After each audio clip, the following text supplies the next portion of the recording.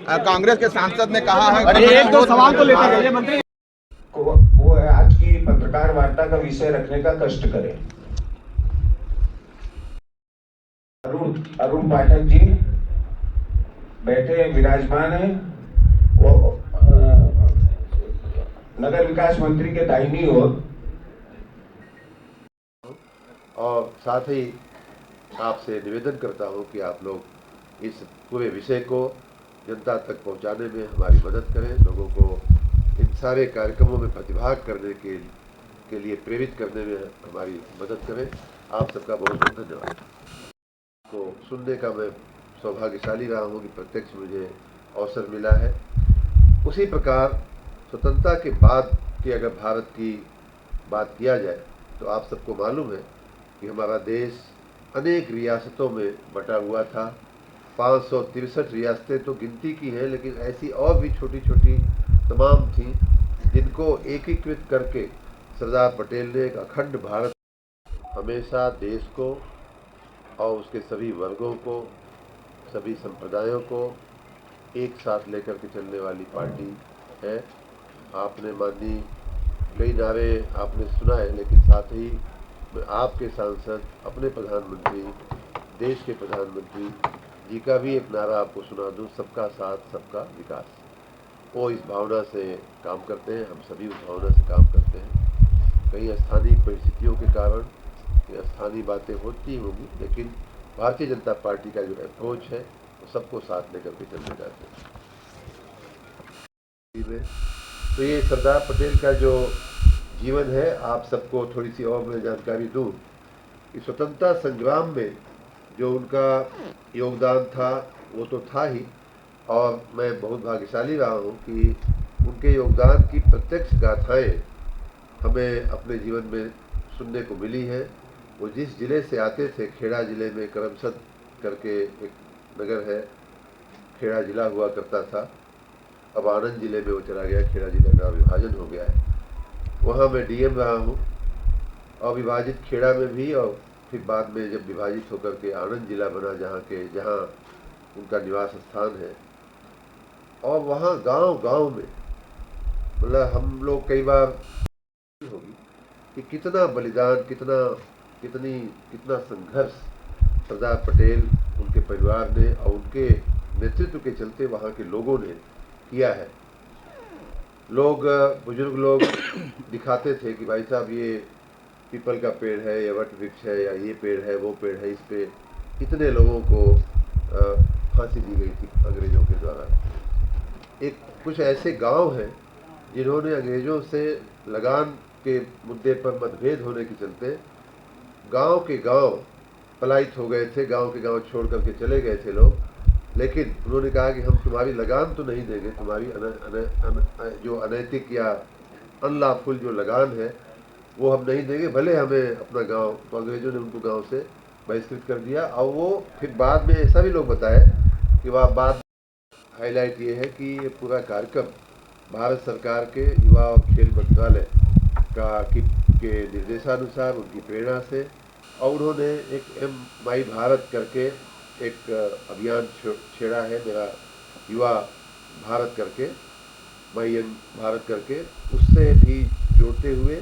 और ये पूरा कार्यक्रम जो है सरकार और राजनीतिक हमारी भारतीय जनता पार्टी दोनों मिल करके इस कार्यक्रम को हम लोग पूरा करने वाले हैं। माननीय प्रधानमंत्री जी की प्रेरणा से, माननीय मुख्यमंत्री जी के नेतृत्व में, यहाँ बैठे हुए सभी नेताओं के नेतृत्व में ये यात्रा भव्य और दिव्य हो, और लोगों को हमेशा हमेशा के लिए ये यादगार एक क्षण रहे 150वीं जयंती सरदार पटेल जी की। इस भावना के साथ हम लोग सारे कार्य कर रहे हैं। प्रशासन को भी उच्च स्तर से, शासन स्तर से सूचनाएं आ चुकी हैं, और सरदार पटेल हमारे स्वतंत्रता संग्राम से लेकर के उसके बाद के भारत के इतिहास में उनका एक बहुत ही बड़ा स्थान है, बहुत ही बड़ा नाम है। हम सभी उनकी कहानियाँ, उनकी गाथाएं पढ़ करके हम लोग विद्यार्थी जीवन से लेकर आज तक बहुत ही हमेशा रोमांचित होते रहे हैं। आप सब भी उसी तरह से रोमांचित हुए होंगे अपने बाल्यकाल से लेकर के आज तक। सरदार पटेल की 150वीं जयंती को विशेष रूप से मनाने का हमारे माननीय प्रधानमंत्री जी और आप सबके यहाँ के लोकप्रिय सांसद श्री नरेंद्र मोदी जी ने संकल्प किया। और ये संकल्प उनका बहुत पुराना है, लगभग 11 सालों से, जब से वो प्रधानमंत्री बने हैं तब से इस उनके सरदार पटेल के जयंती को राष्ट्रीय एकता दिवस के रूप में मना।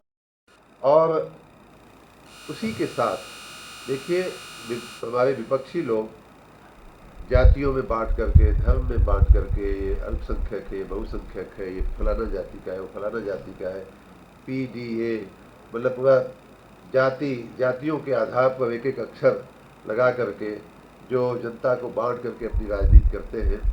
अखंड भारत के शिल्पी सरदार पटेल का योगदान इतना बड़ा है जो हमें दिखाई देता है। उससे भी बड़ा मैं बताऊं, एक और अनुभव आपको बताऊं कि अखंडता क्या होती है।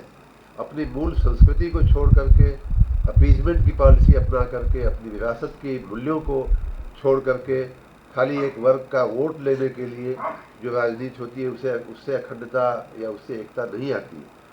आप सबको मालूम होगा कि जो मुगलों ने गुजरात के प्रसिद्ध सोमनाथ मंदिर को जो तोड़ फोड़ कर किया था, लूटा था महमूद गजनी ने, उसका बाद में जो जीर्णोद्धार हुआ, उसका ठीक ठाक किया गया। उसमें जो सबसे बड़ा योगदान बाद में दिया तो सरदार पटेल ने दिया था। सोमनाथ मंदिर के पुनर्निर्माण को, उसको भव्य बनाने के लिए, उसको दिव्य बनाने के लिए। ये थी सरदार पटेल की उस यात्रा में भी यहाँ से जा करके शामिल होंगे। ये तमाम जो हमारे कार्यक्रम है, चाहे 31 अक्टूबर का रन फॉर यूनिटी का कार्यक्रम हो या हमारी जो, जैसा मैंने बताया, विविध यात्राएं जो विधानसभा स्तर पे, स्थानीय स्तर पे निकलेगी, उन सभी में हम नागरिकों को, और विशेष रूप से आपके मार्फत हम नागरिकों को विशेष रूप से अपील करते हैं, निवेदन करते हैं कि आप सभी उसमें जुड़ें और जनप्रतिनिधिगण जुड़े, पार्टी कार्यकर्ता जुड़े, हमारे महिलाएं जुड़े, पुरुष जुड़े, बच्चे जुड़े, हमारे विभिन्न जो क्षेत्र हैं काम काज के, वो लोग भी जुड़े, जैसे खिलाड़ी हैं, अधिवक्ता हैं, व्यापारी हैं। इन लोगों से भी मैं आह्वान करता हूँ, मैं अपील करता हूँ कि आप लोग भी जुड़िए, किसान जुड़े, मजदूर भी उसमें जुड़े। इससे उस यात्रा का और भी वो बढ़ेगा, कद बढ़ेगा। और यही विशेष रूप से आप लोगों के मार्फत हम जनता से अपील करने के लिए आप लोगों को विशेष रूप से हमने आमंत्रित भी किया है।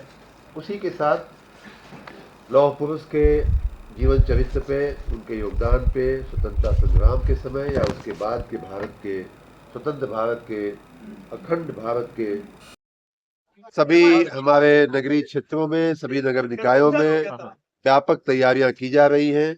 और सभी घाटों पे जहां छठ मनाई जाती है, सभी तालाबों में, सभी सरोवरों में जहां छठ मनाई जाती है, उन सब पर साफ सफाई सहित व्यापक इंतजाम करने के लिए हमने अपने विभाग से हम सभी नगर निकायों को कहा है। मैं परसों लखनऊ में छठ के घाट का निरीक्षण करने निकला था। बहुत ही सुंदर, बहुत ही दिव्य वहाँ तैयारियां हैं। कल मैं वाराणसी के गंगा नदी के, माँ गंगा के घाटों को भी देखने के लिए निकला था। यहाँ भी तैयारियां जोरदार चल रही हैं। खाली थोड़ी चुनौती एक अवश्य रही है कि पानी बहुत देर से उतरा है, पानी बहुत अभी भी जो जमीन है वो कच्ची हमें घाट पर दिखी, तो एक चुनौती है। लेकिन हमें आशा ही नहीं, पूरा विश्वास है कि नगर निगम और प्रशासन की पूरी टीम मिलकर के यहाँ के लोगों को भी छठ का एक दिव्य अनुभव कराएंगे। और पूरे राज्य में छठ को लेकर के हमारी पूरी तैयारी। मंत्री जी, 150वीं जन्म जयंती 150वीं जन्म जयंती है, लेकिन पूर्व प्रधानमंत्री इंदिरा गांधी के शहादत दिवस है, आपने उस पर कुछ नहीं बोला। वो भी तो आखिर महापुरुष हैं और भारत के बिल्कुल है, हमारे देश की माननीय प्रधानमंत्री रही हैं। हाँ, और उनके लिए भी कुछ कार्यक्रम है इस बार? उनके प्रति हमारा बहुत सम्मान है। हाँ, और भारतीय जनता पार्टी अपनी भावनाओं के अनुसार सरदार पटेल का कार्यक्रम बना रही है। और उनके लिए भी जो जिसको मनाना होगा वो भी मनाएगा। हम भी उनका सम्मान करते हैं। हमें भी जहां अवसर मिलेगा उनका मान सम्मान में कमी हम नहीं आने देंगे। सरकार की तरफ से कोई उनको लौह पुरुष की भी संज्ञा दी गई। ये सब हमारे लिए बहुत ही गौरव का एक इतिहास है, गौरवपूर्ण इतिहास है। दुर्भाग्य से इस इतिहास के इस पन्ने को तत्कालीन उस समय की कांग्रेस की सरकारों ने बहुत उजागर नहीं होने दिया, उसको दबा करके उनके योगदान को देश के प्रति उनकी जो योगदान था स्वतंत्रता संग्राम में भी और उसके बाद देश के गृह मंत्री के रूप में उन्होंने जो काम किया उसको उतना उजागर नहीं होने दिया गया जितना बड़ा उनका योगदान था। माननीय प्रधानमंत्री जी नरेंद्र मोदी जी, मुझे याद है, फिर मैं अपनी स्मृति से ये बात कर रहा हूँ कि जब वो मुख्यमंत्री गुजरात के थे तो सरदार पटेल के इस योगदान को, सरदार लौह पुरुष के इतने बड़े विराट व्यक्तित्व को उन्होंने उजागर करने का उसी समय से प्रयास शुरू किया था। और आप सबको मालूम होगा कि विश्व की सबसे ऊंची प्रतिमा statue of unity Sardar Patel जी की माननीय हमारे मोदी जी ने जब वो मुख्यमंत्री थे तभी उन्होंने बना करके गुजरात में केवड़िया के पास वहाँ पूरे राष्ट्र को समर्पित किया था, पूरी दुनिया को समर्पित किया था, गुजरात को समर्पित किया था। तो माननीय प्रधानमंत्री जी सरदार पटेल के जीवन चरित्र से बहुत ही प्रभावित रहे हैं। अनेकों बार उनके मुँह से हमने स्वयं उनकी प्रशंसा, उनकी गाथाएँ हमने सुनी हुई है। जब वो प्रधानमंत्री बने माननीय मोदी जी तो जहाँ उन्होंने बहुत सारे हिंदू राजाओं को एकीकृत करने का काम किया, वहीं बहुत सारे निजामों को, बहुत सारे मुस्लिम जो बादशाह हुआ करते थे, जो रियासतें हुआ करती थी, उनको भी एकीकृत। राष्ट्र प्रथम की भावना उनके अंदर हमेशा रही, लेकिन राष्ट्र प्रथम की भावना के साथ साथ राष्ट्रीय मूल्यों को भी प्रथम रखने का उनका हमेशा से प्रयास रहा। और इसी कड़ी में माननीय प्रधानमंत्री जी ने भी उनकी जन्म जयंती को एक भारत श्रेष्ठ भारत की भावना और एक भारत श्रेष्ठ भारत का जो माननीय प्रधानमंत्री जी का अभियान है उससे भी जोड़ने का माननीय प्रधानमंत्री जी ने हम लोगों को आह्वान किया है। एक भारत श्रेष्ठ भारत, जैसा कि आप जानते हैं कि प्रधानमंत्री जी ने कई साल पहले, मुझे याद है कि हम उनके साथ काम करते थे, तब वो कहते थे कि एक जगह एक भाषा बोली जाती है, दूसरे राज्य में दूसरी भाषा बोली जाती है, एक ही राज्य में कई बार इस कोने में एक भाषा, दूसरे कोने में दूसरी भाषा बोली जाती है, कहीं कोई कपड़ा पहना जाता है, कहीं कोई त्यौहार मनाया जाता है। इन सब विविधता से भरे हुए भारत के विभिन्न क्षेत्रों को, विभिन्न वर्ग के लोग जो विभिन्न त्यौहार मनाते हैं, उन सब के बारे में हर नागरिक को कैसे जानकारी हो और एक दूसरे के क्षेत्रों का क्षेत्रीय स्तर पे भी, सामाजिक स्तर पे भी कैसे आदान प्रदान हो एक दूसरे का, उसकी भावना से माननीय, और तभी हमारा जो है वो वास्तविक अखंडता देश की आएगी। इस भावना के साथ प्रधानमंत्री जी ने एक भारत श्रेष्ठ भारत का अभियान चलाया है, आह्वान किया है। तो उस भावना के साथ भी हम सरदार पटेल की जयंती को जोड़ने का हमारा प्रयास है माननीय प्रधानमंत्री जी की प्रेरणा से। इसमें प्रशासन और हमारी भारतीय जनता पार्टी दोनों मिल करके इस काम को करेंगे। जैसा कि आप देख रहे हैं, हमारे यहाँ साथ हमारे प्रभारी जी बैठे हुए हैं जिले के, अरुण पाठक जी, जिले के हमारे क्षेत्र, दोनों ही क्षेत्र निष्ठापूर्वक इस जयंती समारोह को 150वीं जो जयंती है उसको मनाने के लिए हम लोग कृत संकल्प हैं। विशेष रूप से जो कार्यक्रम किए जाएंगे उनके बारे में मैं थोड़ा आपको बताऊं तो 31 अक्टूबर को जो उनका जन्मदिन का जो दिन है, उस दिन हम लोग रन फॉर यूनिटी आयोजित करेंगे, जिसमें सैकड़ों हजारों लोग एक साथ रन फॉर यूनिटी में भागीदार होंगे। लगभग 8 से 10 किलोमीटर की लंबी ये यात्रा होगी, रन होगा। ये हर साल लगभग कई सालों से, 11 साल से लगभग माननीय प्रधानमंत्री जी की प्रेरणा से हो रहा है, लेकिन इस बार उसको विशेष रूप से हम लोग आयोजित करेंगे। उसी के साथ हमारे बच्चों को लेकर के, हमारे समाज के अन्य लोगों को लेकर के, NSS, NCC, हमारे श्रमिक हैं, हमारे कार्यकर्ता हैं, रिटायर्ड आर्मी और एयरफोर्स और पुलिस के जवान हैं, उन सब को लेकर, भारत स्काउट के हमारे जो लोग हैं, उन सब को लेकर के हम यात्राएं भी अलग अलग जगहों पे, अलग अलग दिनों में, कुछ विधानसभा स्तर की, कुछ ब्लॉक स्तर की, कुछ संसदीय क्षेत्र के सभी विधानसभाओं में माननीय विधायक जी लोगों के नेतृत्व में, उनके मार्गदर्शन में यात्राएं निकलेगी। और प्रयास ये है कि जय वंदे मातरम भारत माता के जय वाले जो नारे हैं उनका म्यूजिक और बाजे के साथ भी ये यात्राएं निकलें, जिससे कि एक वातावरण राष्ट्रीयता का, राष्ट्रीय एकता का बने। और ये यात्राएं जगह जगह पड़ाव भी करेंगी, हर 2 किलोमीटर, 1.5 किलोमीटर, 2.5 किलोमीटर पे यात्राएं पड़ाव करेंगी, जहां हमारा ये भी प्रयास है कि स्वदेशी से भी इस पूरे अभियान को जोड़ा। देखिए, ऐसा जब भी जन आंदोलन या जन अभियान शुरू होता है तो उसके बहुत सारे फायदे समाज को, अर्थव्यवस्था को, राजनीतिक व्यवस्था को कैसे मिले, ये बड़ा ही मल्टीफेसेटेड सोच के साथ माननीय प्रधानमंत्री जी ने हम लोगों को निर्देश दिया है। तो उसमें ये भी है प्रयास कि जहाँ ये हमारी यात्राएं रुकेंगी वहाँ उनके रुकने की, चाय पानी की, खाने की व्यवस्था तो होगी ही, लेकिन साथ में कल भदोही में हमने कहा है कि वहाँ स्वदेशी के जो हमारे स्टॉल लग सकते हैं, स्वदेशी के जो सामान जगह जगह फिलहाल दिखाए गए थे, लगाए गए थे, पोस्टर, बैनर हो या एक्चुअल प्रोडक्ट हो, ये भी वहाँ पे दिखाई जाए।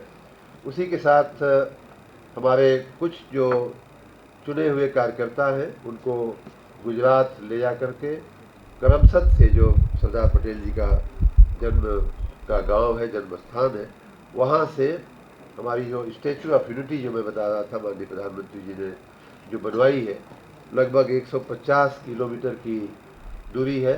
तो उस यात्रा में भी हमारे कुछ यूथ जो है